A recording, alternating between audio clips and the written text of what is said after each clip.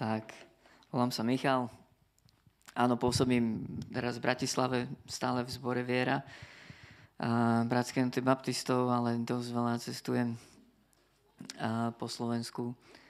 A tak čím ďalej, tým viacej mám na srdci zbory služobníkov, pastorov a to, ako sa majú. A mám jednu manželku a 3 deti. A najstaršia Dorotka má 22 rokov a Ľubka má 18 a minulý týždeň mala Stužkovú, tak som tancoval s dcerkou. A chlapec má 16 a bude mať 16 teraz každú chvíľu. Tak neviem, či by vás ešte niečo zaujímalo.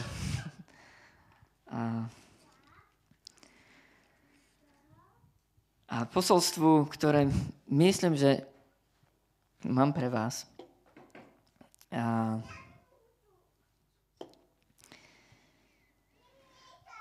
Som dal názov V tieni Božej slávy. Ako som sa modlil, tak som vnímal toto slovné spojenie z rôznych strán. A vnímal som, že mám hovoriť o tieni. A možno ste sa pri tom nadpise potešili, že budem hovoriť o Božej sláve. Aj o tom to bude. Ale myslím, že je strategické, úplne kľúčové pre nás je ten tieň, na ktorý zabudáme. My by sme chceli ísť do tej slávy a chceli by sme byť navíslní. Chceli by sme byť dedičmi veľkých požehnaní a chváliť sa počujte, čo mi urobil Hospodin. A to je isté veľmi mocné.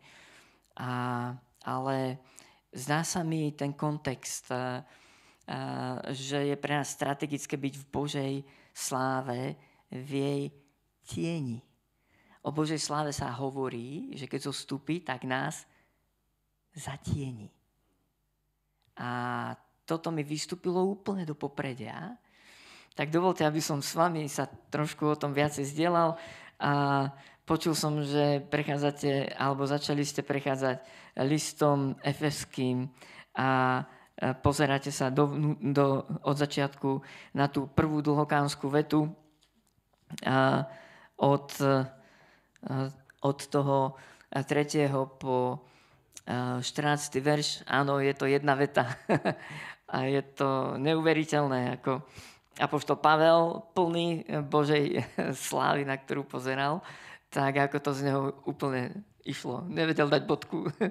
A keď hovoril o základných požehnaniach v Kristovi, ktoré máme. A vy tú vetu poznáte. A možno by sme si ju mohli znovu prečítať. Od 3. verša list Efeským. Požehnaný Boh a Otec nášho Pána Ježiša Krista, ktorý nás v nebeských veciach požehnal v Kristu Ježiši všetkým duchovným požehnaním. Halelúja, ja nemôžem inak, len všetkým duchovným požehnaním. Boh Otec, toto je jedna z jeho najväčších charakteristík, že nás žehná a že nám dáva úplne všetko v Ježišovi Kristovi. Veď ešte pred stvorením sveta vyvolil si nás v ňom, v Kristovi, aby sme boli svätí a bezúhonní pred ním. Keď nás z lásky podľa milostivej rády svojej vôle predurčil byť mu synmi a dcerami skrze Ježiša Krista a zvelebovať slávu jeho milosti, ktorou nás omilostil v milovanom. V ňom máme vykúpenie skrze jeho krv, odpustenie podľa bohatstva jeho milosti, v ktoré nás bohate zahrnul všetkou múdrosťou a rozumnosťou, zjaviac nám tajomstvo svojej vôle podľa svojej blahovôle, ktorú si predsavzal v ňom, v Ježišovi, na uplatnenie plnosti časov, totižto v Kristu, ako v hlave zjednotiť všetko, čo je v nebi, aj čo je na zemi. Zjednotiť v ňom, v ktorom sme sa stali dedičmi, predurčenými podľa predsavzatia toho, ktorý všetko pôsobí rozhodnutím svojej vôle, aby sme boli na chválu jeho slávy, my, čo sme už predtým skladali nádej v Kristu. V ňom aj vy, keď ste počuli slovo pravdy, evanjelium o svojej spáse, uverili ste v neho. Boli ste zapečatení Duchom Svätým, ktorý je závdavkom nášho dedičstva, aby sme ako jeho vlastní boli vykúpení na chválu jeho slávy. Ja neviem, či sa vo vašej sérii štúdia listu Efeským dostanete od tejto vety a kedy sa dostanete od nej ďalej, lebo tam je toho tak veľa, tak veľa. A ja si teraz dovolím urobiť strašnú vec, že tak trošku vzlietneme nad tú vetu a ukážem vám ten refrénik.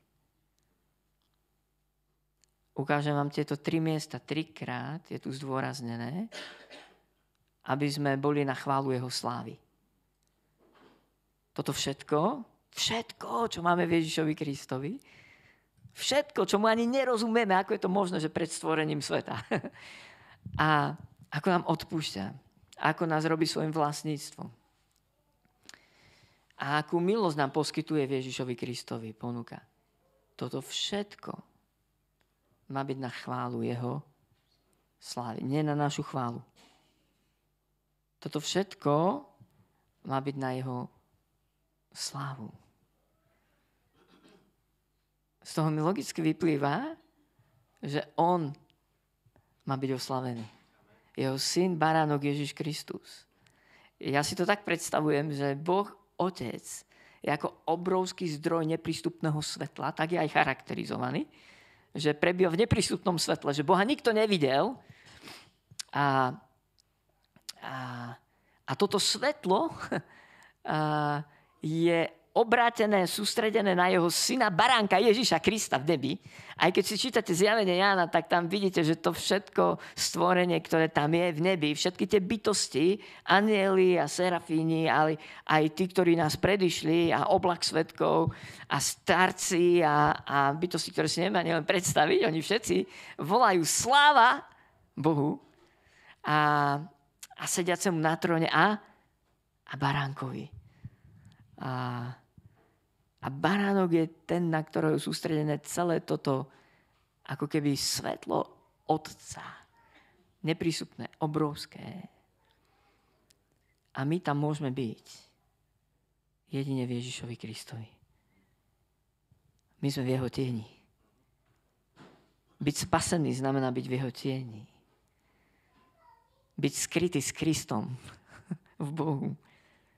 A krst znamená, že ľudí symbolicky, ale vo viere ponárame, vkladáme do smrti a vzkriesenia Ježiša Krista.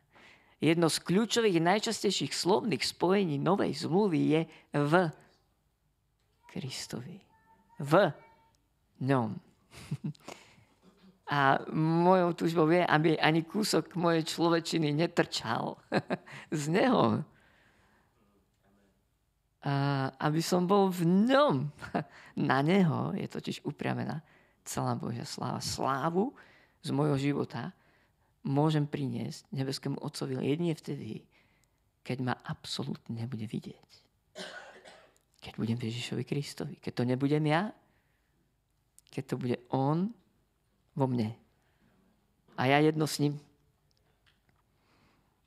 A toto sú prehlboké myšlienky. Ak máte pocit, že tomu nerozumiete, tak nie ste sami.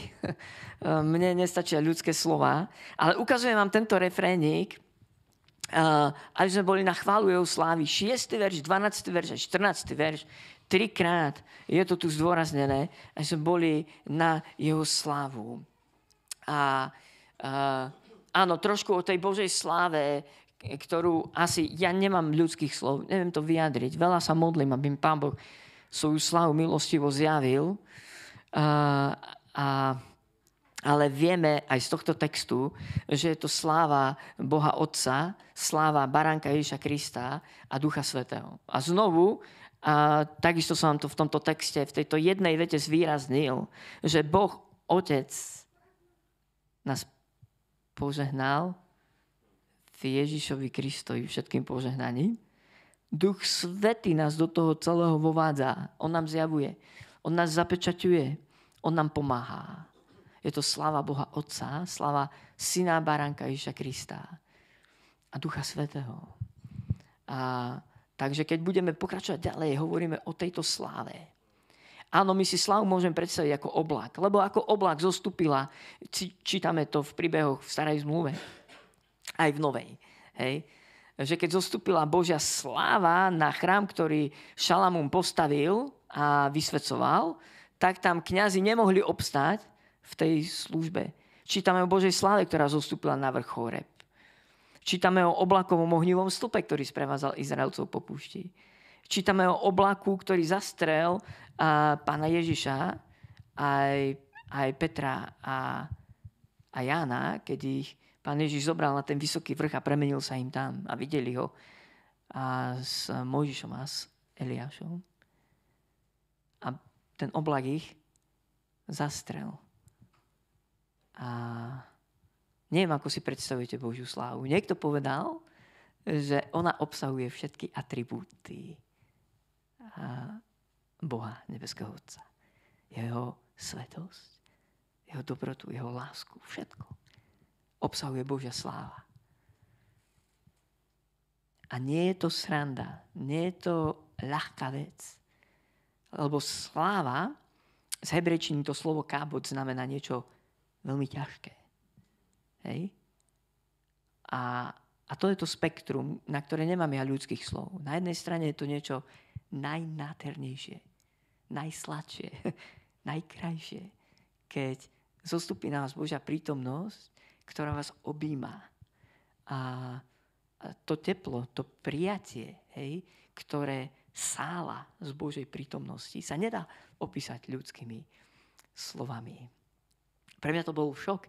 Prvýkrát, keď som po dlhej dobe kľačal na kolenách a modlil som sa vo viere. A moje svedectvo je také, že som nevyrastol v kresťanskej rodine, takže do mojich 16 rokoch ja som o Bohu nič nepočul, nič som nevedel. A nejakým spôsobom si ma vtedy začal Pán Boh priťahovať. A z pozície absolútneho ateistu ma postupne priťahoval k nemu a zobudzal moje srdce. A trvalo to takmer rok. A koniec tohto obdobia bol pre mňa nesmierne ťažký, lebo ja už som túžil po Bohu, ja už som ho chcel, ja už som mu veril. Ale myslel som si, že musím zmeniť môj život, aby ma prijal. A mne sa to nedarilo. Ja som mal rovnako problémy s alkoholom, alebo s cigaretami, alebo s opustlosťou a so všetkou nečistotou, ako predtým. Len som sa snažil zmeniť môj život. A potom to bola prvá konferencia KPM-ky v 92. Tatranské Zruby. Neviem, či mi to niekto povedal, že ja potrebujem prijať Pána Ježiša, že on zmení môj život. Hej? Ale v tej zotavovni, či čo to bolo, som sa zamkol v hotelovej izbe, kľakol som si a modlil som sa. Bože, ak môžeš, zmeň môj život, lebo ja ho neviem zmeniť. A prišla tam táto Božia prítomnosť.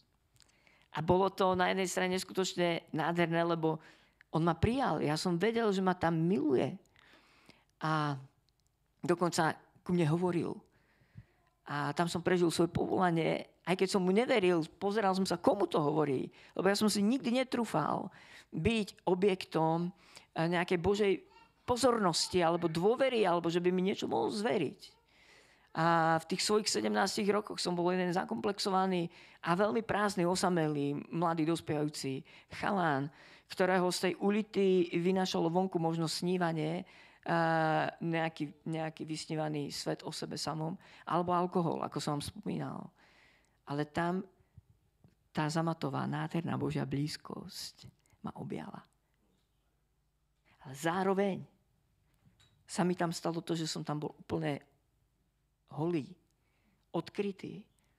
Božia svetosť, viac ako laser, viac ako akékoľvek svetlo, prenikala hlboko do môjho vnútra. A ani ma nenapadlo niečo skrývať, lebo som vedel, že nič skryté není.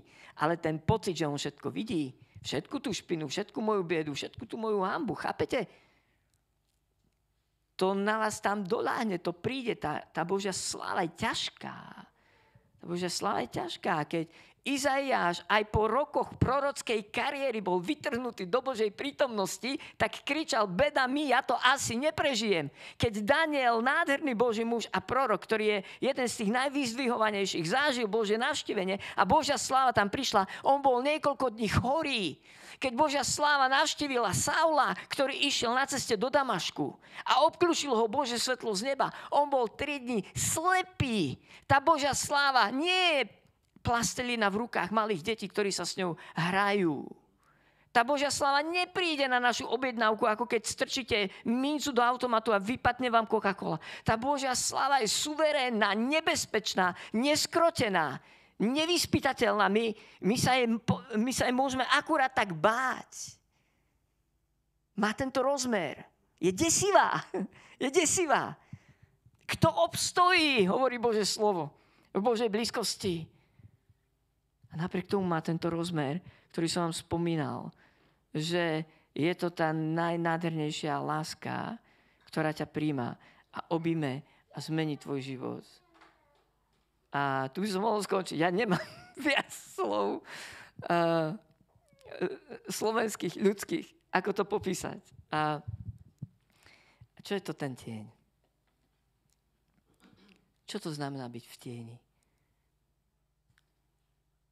A čo to znamená, že tá Božia sláva nás prichádza zatieniť?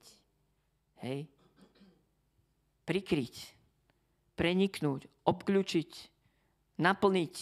To sú biblické slová ľudia v Božej blízkosti, Božej slávy. Čo to znamená, že keď sa to stane, tak asi som pod tým. Asi som plný toho. Asi ma to zovšadiaľ obkľúčuje. Asi je to všade. Nado mnou, podo mnou, predo mnou, za mnou, napravo, naľavo. Rozumiete? Čo to je ten tieň? Čo to znamená, že ja mám byť v tom tieni? Ja nemám stadiaľ vystrkovať. Nechcem povedať, že moje rožky, ale čokoľvek moje ľudské ja, moje ego, moju pichu, moju ambíciu, moje žiadosti, moju snahu sa predviesť, alebo sa páčiť ľuďom, alebo čokoľvek iné. A tu mám na mysli to, že nekradnite moju slávu. Pán Boh svoju slávu, svoju kábot nedá nikomu inému. Nedá nikomu inému. A ak my budeme chcieť mať tú slávu pre seba, ak budeme chcieť mať tie 3, podľa mňa v dnešnej dobe nebezpečné P, pódium, prestíž a performance, tak bude pódium aj prestíž, aj performance, ale nebude Božia sláva. Jediné pódium, ktoré v nebi je, patrí baránkovi.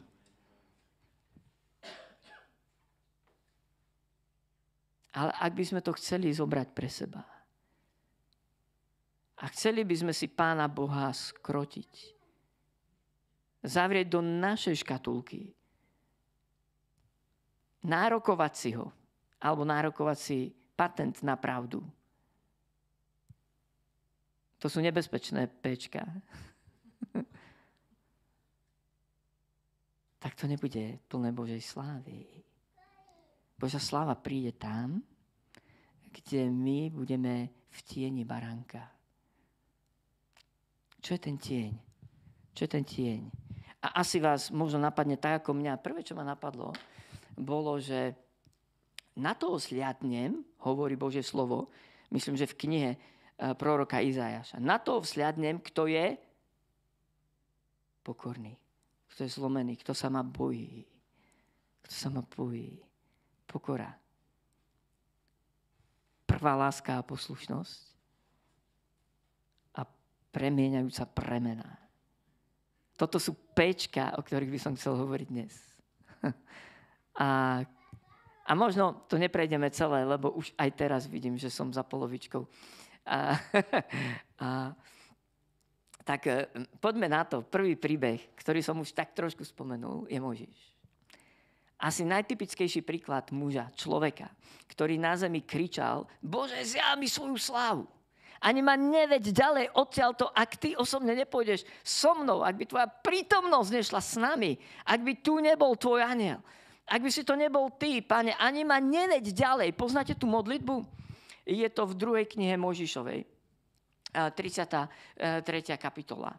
A tam Mojžiš hovorí, Bože, ukáž mi svoju slávu. Modlil si sa niekedy túto modlitbu? Pane, zjav mi svoju slávu. Veľmi nebezpečná modlitba. Veľmi nebezpečná modlitba. Áno, môžeš mať na mysli, Pane, pohľadkaj ma, objím ma, potež ma, ukáž mi, ako ma miluješ, ako ma príjmaš, ako mi odpúšťaš, ako mi dôveruješ, ako mi dávaš Svätého Ducha, aké duchovné dary mi dávaš, akú službu mi zveruješ. Hej, možno toto máš na mysli, keď sa modlíš, Pane, zjav mi svoju slávu. Ale ono to je niekedy aj tak, že pán nám chce zjaviť svoju slávu, ale keď ona príde, tak sme odhalení, odkrytí. A musím vám to vyznať, možno vás poteší moja bieda. Prvé roky môjho kresťanského života som sa veľa postil. A veľa som hľadal Božiu prítomnosť, Božiu tvár. Veľa som sa modlil túto modlitbu. A chodil do samoty. Aj dneska to robím, ale častokrát som to robil len kvôli tomu, že som túžil, aby Pán Boh mi zveril svoju moc a svoje dary. Po rokoch som z toho robil pokánie. Ja som to nedokázal vtedy vidieť. Ale potešujúce je, že nebeský Otec nás miluje. On vie, že nie vždy ho hľadáme z úprimného čistého srdca. A on sa teší, keď ho hľadáme. Už to je strategické. Už to je kľúčové. A potom tie moje obdobia dlhých pôstov a tej samoty vypadali tak, že som robil pokánie. Lebo Pán Boh namieril na mňa svoj reflektor a ja som si povedal, Pane, znovu len tu vyznávam moje veci, moju biedu. Všetky moje pôsty takmer sa obratili proti mne. Ja som chcel pohnúť Pánom Bohom a Pán Boh hýbal mnou a nebolo to jednoduché. Pamätám si, na jeden deň som bol v samote a jeden misionár mi vtedy poskytol ich dom, lebo on bol v zahraničí. A ja som si tam kúril v jednej izbe a urobil som si ráno kávu. A to sú dny, keď som v samote, že nemám program. Ja neviem, čo budem robiť. Mám tam Bibliu, kopec slovníkov a neviem čo, mám tam gitaru a som tam. A ráno vždy poviem, Pane, konaj niečo so mnou. A to ráno začalo krásne stíšenie, kávu som tam mal, Bibliu som nestihol otvoriť, len som začal sa modliť. A zrazu bolo 15 hodín po obede. Ja som nevedel, ako prešiel ten čas, len som mal napísané v mojom zošite toľko vecí. A keď som ich čítal, tak ich bolo vyše 40, z ktorých som robil pokánie, kde som videl, že sa potrebujem oddeliť od niečoho. A to prichádzalo takto. Ako keď nastúpite do vlaku. A odíde to. Zoberie vás to. Niekde ste ani nechceli. Ani ste nesnívali, že sa tam môžete dostať. Božia sláva znamená, že vás príde zatieniť. A Mojžiš sa modlil, Bože, zjav mi svoju slávu. A ja si myslím, že nenáhodou je tu ďalší verš o Mojžišovi v 12. kapitole 4. knihy Mojžišovej, 3. verš, že Mojžiš bol veľmi pokorný človek, dokonca najpokornejší, aký kedy na zemi žil. Všimli ste si niekedy ten text? A ja si myslím, že to je ten tieň. To je ten tieň, ktorý umožňuje, aby Božia sláva prišla a na intenzite rástla. Keď ja sa umenšujem a ja sa pokorujem, vtedy Božia sláva môže rásť. A keď som pokorný, Pokora ale neznamená menej cennosť, alebo komplexy, alebo zakriknutosť, introvertnosť, pasivitu, zadnú lavicu v nejakom kostole alebo v nejakom zhromaždení a nejakú malomyselnosť alebo niečo podobné. Pokora znamená, že baránok je pre mňa úplne všetkým. Pokora znamená ten moment, že som zažil, ako Pán Ježiš sa sklonil k mojim nohám a umýval mi ich. Ja som to nechcel. Ja som sa hanbil. Bolo mi to nepríjemné. Nechcel som sa odkryť. Pokora znamená, že pustím Pána Ježiša k mojim špinavým nohám. Že prežijem tú zlomenosť. Že on sa sklonil ku mne. A keď sa on sklonil ku mne, keď on opustil slavu u Otca, stal sa podobný človeku, stal sa človekom, prežil kompletný ľudský život na tejto zemi, so všetkou zraniteľnosťou, bolesťou, so všetkým. V podstate máme veľkňaza, ktorý bol pokúšaný vo všetkých pokušeniach, tak ma to láme. Tak ma to ťahá nasledovať jeho príklad. Tak ma to ťahá do jeho pokory. Hej? Do zmýšľania, aké mal on. Nemáme asi veľa času ísť do listu Filipanom, kde máme presne túto výzvu. Čo to znamená zmýšľať, ako zmýšľal Ježiš Kristus. Ale pokora je taká základná vec toho tieňa. A myslím, že je veľmi kľúčová pre nás práve pre tento rok 2024. Zrejme to bude aktuálne aj v roku 2025. A toto sa mi stalo pred rokom, keď som bol takto na samote. Raz za rok chodím na týždeň úplne na druhú stranu Slovenska, aby som sa modlil za krajinu. A vnímal som, že Pán Boh mi hovorí, že ideme ako krajina do temných čias. A že budeme mať tendenciu aj reptať, aj si sťažovať, aj plakať, aj malomyselne, aj pozerať tie jednotlivé ťažké správy, a rôzne kauzy a tak ďalej. Ale viete, čo mi Pán Boh povedal? Aspoň som to vnímal tak, hej? A môžete to rozsúdzovať spolu so mnou. Lebo aj tak si nie som istý, či to bol on, alebo či to bolo moje srdce, ktoré potom túží. A prorocké totižto je vždy niečo medzi Bohom a človekom. Prorocké vždy obsahuje aj dosť človečiny, hej? Ale je tam aj to Božie. Rozsúdiť to je naša úloha. Hej? Ale ja som vnímal, že Pán Boh mi hovorí, že otváram nové duchovné dvere na Slovensku. Nové duchovné dvere. A že bude chcieť zveriť nám dvojnásobné pomazanie. A to je moje bremeno za lídrov, za pastorov. A to je zároveň aj tá moja neistota, či to bol Pán alebo moje srdce, lebo priznám sa vám, že za to sa modlím veľa. Ale iné som vám chcel povedať, že a ja som sa vtedy spýtal, Páne, ako vôjdeme do tých dverí? Čo je kľúčové pre nás? Povedz mi, nejaké vodítko, niečo, čo nám môže pomôcť. A tá odpoveď prišla, pokora. Pokora. Zobral som znovu môj zošit. Nemám ho tu teraz so sebou. Ale zrazu som mal dojem, že Duch Svätý mi diktuje, čo to znamená byť pokorný. A bol tam niekoľko tých vecí. Pokora znamená, že nesúdim. Pokora znamená, nie som namyslený, nepozerám sa z vrchu na iných. Pokora znamená, že nemám ten patent na pravdu. Pokora znamená, že viem poprosiť o pomoc. Poprosiť o pomoc, to sú tie dobré pečka. Pokora znamená, že nie som sám. Nerobím veci sám.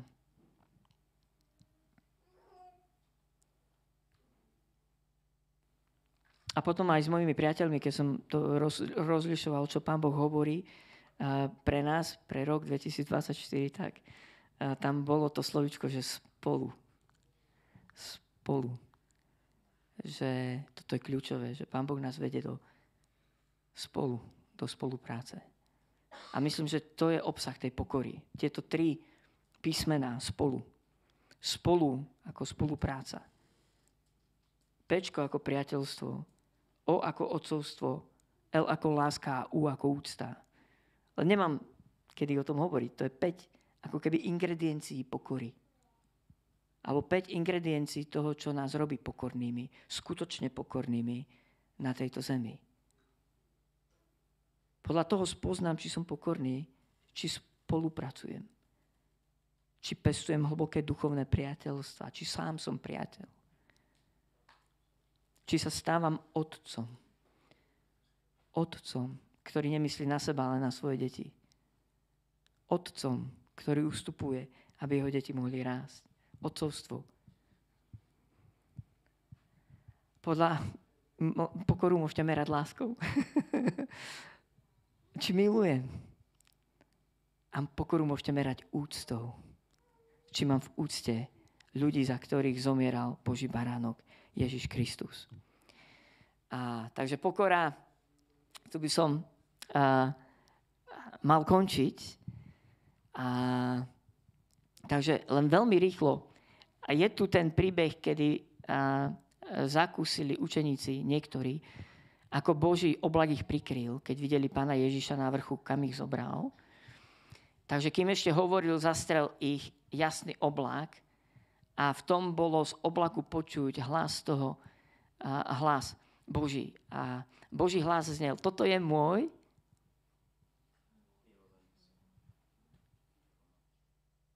Toto znamená byť v tieni, že milujeme Božieho syna.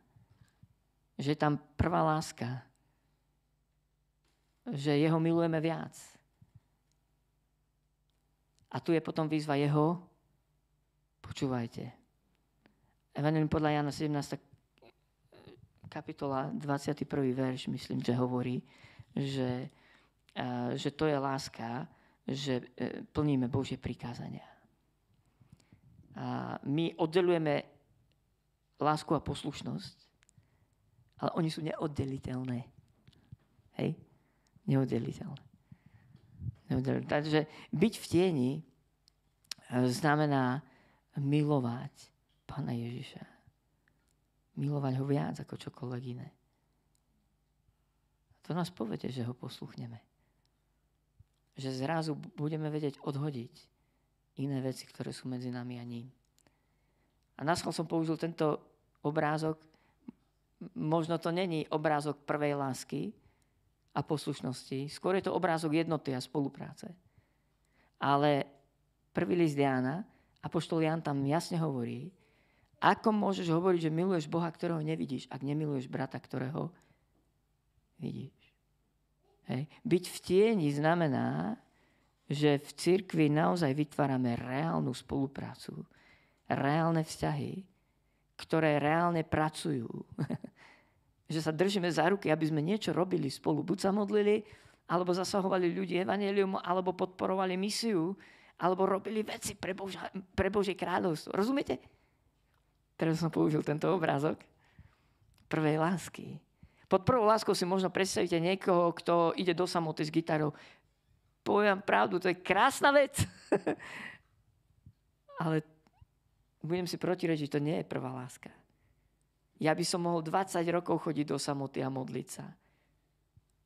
A nemusel by som pre Pána nič urobiť, nemusel by som byť poslušný jeho povolaniu. Rozumiete? Modlitebná komórka je nádherná. A neviem, či sa mi podarilo vás navnadiť, aby ste ju hľadali, Božiu blízkosť, Božiu prítomnosť. Ale s tou prvou láskou ide ruka v ruke poslušnosť Pánovmu povolaniu. Ďalšie 3 pečka, ktoré sú kľúčové. A ešte je tu kľúčový text z 2. listu Korinským, 3. kapitola, 18. verš, kde no kto by nepoznal tento text? Kde my všetci s odhalenou tvárou, akoby v zrkadle, pozeráme sa na slávu Pána a sme premieňaní na ten istý obraz v stále väčšej sláve a to všetko mocou Pána, ktorý je duch, alebo mocou Svätého Ducha. Neviem, či ste stretli už niekedy tento biblický text, ale to je to 3. pečko, ktoré som vám chcel dneska odovzdať, ale aspoň vám ho k krátkosti predstavím a to je premieňajúca premena, nielen premena. Premieňajúca premena. Že moja premena spôsobí, že to bude meniť aj životy ľudí okolo mňa. Premieňajúca premena. A že budem vidieť Božiu slávu. A vidieť Božiu slávu znamená nezostať rovnaký. To je jediná vlastnosť, asi ste to počuli, v ktorej by sme nemali byť Pánovi Ježišovi podobný, keď je napísané, že on je ten istý včera, dnes i na veky. Hej?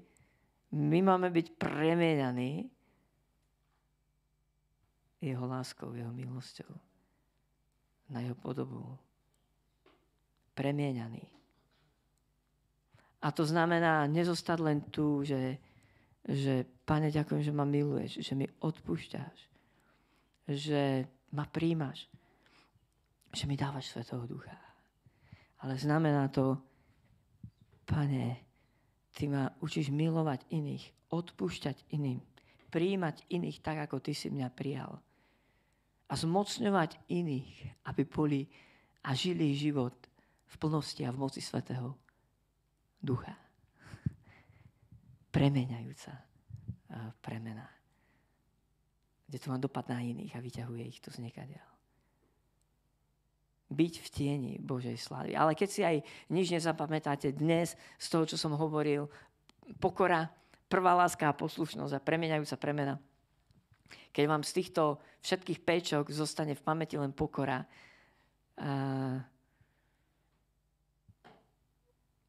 tak to bude skvelé. Myslím, že je kľúčová pre nasledujúci čas. Myslím, že sa naozaj potrebujeme vážne pokoriť a hľadať Božiu tvár ako jeden ľud. Lebo v tej dlhočíznej vete v liste Efeským je napísané, že on chce zjednotiť v Ježišovi Kristovi všetko, čo je na nebi aj na zemi. Nesmieme ísť proti tomu. Ak chceme, aby Božia sláva zostúpila na Slovensko, potrebujeme byť ochotní, aby nás Svätý Duch spojil. Potrebujeme byť ochotní sa pokoriť. Potrebujeme byť ochotní obdivovať tú slávu Božiu a v tých častiach cirkvi, kde ju možno nevieme vidieť. Potrebujeme byť ochotní sa pokoriť a byť v tieni. Byť v tieni. Aby Slováci prestali vidieť cirkev, ktorá sa háda, je rozdelená, je plná kauz. Oni to aj tak asi budú vidieť. Ale môže začať povstávať na Slovensku ešte iný obraz cirkvi, iná atmosféra, iné vnímanie. A Slováci si budú môcť hovoriť, pozrite, ako sa milujú. Pozrite, toto sú tí ľudia, kde vám pomôžu, kde je úcta, kde je prijatie. Pozrite sa, oni sú fakt iní. A povstane tá jediná atraktivita pre neveriacich. A ako sa modlil Pán Ježiš. Podľa toho vás poznajú. Keď sa budete navzájom milovať. A Pán Ježiš sa modlil, aby sme boli jedno. Byť v tieni znamená sa radikálne pokoriť a milovať jeho blízkosť viac ako čokoľvek iné. Amen. Amen. Pane, ja sa modlím za to, aby Tvoja sláva nás zatienila doslova do písmena. A zachraň nás, Pane, pred nami samotnými, našimi vlastnými ambíciami, presvedčeniami, všetkými skúsenostami, ktoré sme nadobudli do dnešného dňa. Na jednej strane môžu byť vzácne, na druhej strane môžu byť hlbokými koľajmi, z ktorých my potrebujeme vystúpiť. Lebo Ty nás chceš zobrať do ešte väčšieho zjavenia Tvojej slávy a do ešte iných vecí. Pane, si ďaleko väčší ako akákoľvek naša doterajšia skúsenosť, naše vedomosti. Pane, zober nás, prosím, zatieň nás do oblaku Tvojej slávy tak, že budeme premenení, budeme premieňaní, hlboko uzdravovaní. Aj teraz sa modlím, Pane, vylej Tvoj uzdravujúci olej do každej traumy, úzkosti, paniky, nejakých atakov, útokov.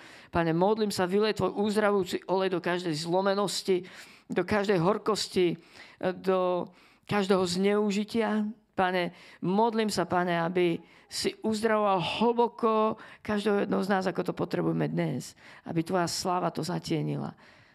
Aby Tvoja sláva zatienila aj tie najdesivejšie momenty, okamihy našich životov. Aby Tvoja sláva teraz zatienila aj tie najhroznejšie slová, ktoré nám kedykoľvek, ktokoľvek povedal a ktoré nás prebodli ako kopia. Ja sa modlím, nech to zatieni Tvoja sláva. Nech zostupí teraz Tvoja sláva. Baránok Boží, lebo si to všetko vyniesol na vlastnom tele, na kríž. Lebo za to tekla tvoja krv. Lebo si dokonal. Ďakujeme ti, Pane. Ďakujeme ti, že sa môžeme postaviť do tvojho tieňa. Ďakujeme ti, Ježiš. Ďakujem ti, Pane. Ďakujem ti. Modlím sa aj za toto spoločenstvo, túto komunitu Apoštolskej cirkvi v Banskej Bystrici. Modlím sa, aby si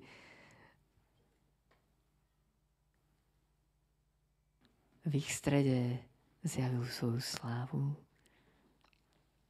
Modlím sa, aby si naplnil týchto mojich vzácnych súrodencov poznaním tvojej vôle.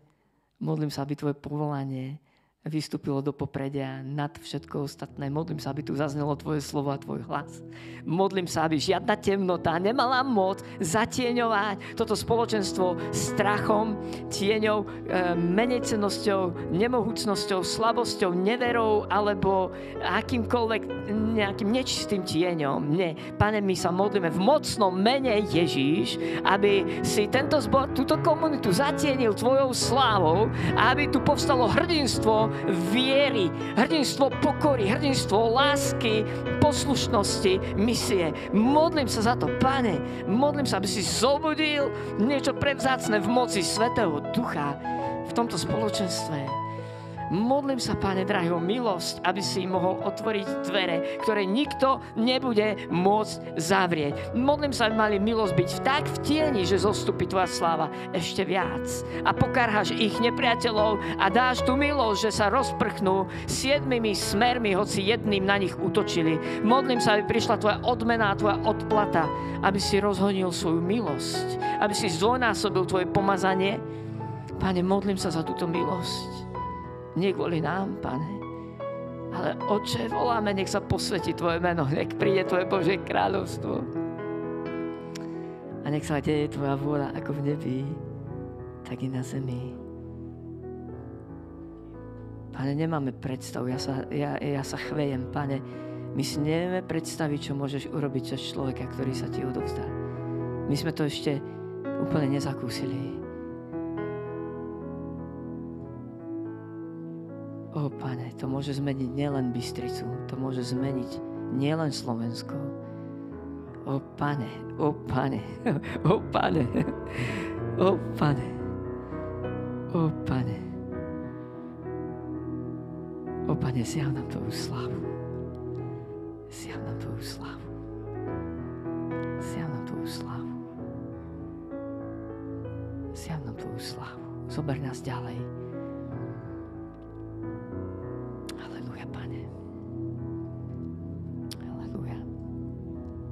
Ako povedal René, a ja tu budem, ak sú akékoľvek potreby po skončení vášho stretnutia, rád sa budem s vami modliť, ale už odovzdám slovo